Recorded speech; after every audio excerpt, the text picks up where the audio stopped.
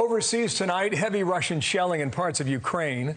At least 5 civilians reported dead in the last 24 hours, 18 others injured, as Moscow tries to consolidate its gains in the east. Meanwhile, military delegations from the two countries held their first face-to-face talks in months as they try to reach an agreement on grain exports, which have not left the country since that war began. President Biden, we mentioned, has claimed those blocked Ukrainian exports are to blame for rising prices here in the U.S., but he acknowledged in an interview today with Israeli press, U.S. sanctions on Russia have fueled inflation around the world. In that interview, the president also addressing Iran's nuclear weapons program, and his remarks are gaining attention from Israel and lawmakers as well back in Washington. Jackie Heinrich, traveling with the president, joins me tonight from the Middle East. Jackie. Good evening to you, Bill. Well, publicly, President Biden used his first day in Israel to affirm U.S. support for Israel's security. He toured the Iron Dome, and he touted the country's new laser defense system, the Iron Beam. But behind closed doors, his job is convincing Israel a return to the Iran nuclear deal would make them safer. The only thing worse than the Iran that exists now is Iran with nuclear weapons. For a moment, the focus of President Biden's trip is not his controversial upcoming meeting with the Saudi Crown Prince.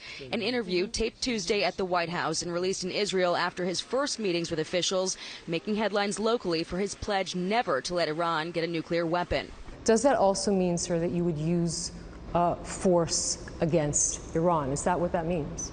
That was the last resort, yes. Biden also vowed not to remove Iran's official military, the Islamic Revolutionary Guard Corps, from the foreign terrorist list, even if it kills the deal his administration badly wants to resurrect, an effort to soothe Israeli concerns, which may not go as far at home. Any shred of common sense you might have tells us the Iranians are gaming this out. They're long-term thinkers. The White House has tried again and again to make the president's upcoming meeting with the Saudi Crown Prince, Mohammed bin Salman, and a push for more Gulf oil production a footnote of his trip. Officials highlighting other foreign policy objectives, describing the meeting as regional, and using COVID as an excuse for Biden not to shake hands with anyone, including bin Salman. We're trying to minimize contact as much as possible. Again, this is up to his doctor. Biden abandoned that plan over the course of the day, trading fist bumps for a handshake with the former Israeli prime minister, then more handshakes with Holocaust survivors, and finally, an embrace. The president's critics say he's not fooling anyone.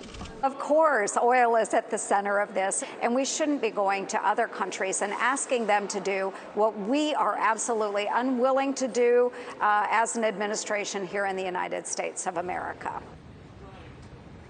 Jamal Khashoggi's widow said in an interview tonight that White House officials assured her President Biden will bring up her late husband's name when he meets with the Crown Prince later on this week. The CIA blames the Crown Prince for Jamal Khashoggi's death. The White House has not confirmed that promise or even answered our emails when we asked about it. Bill? Thank you, Jackie. In Jerusalem tonight, Jackie Heinrich continues traveling with the president. Thank you.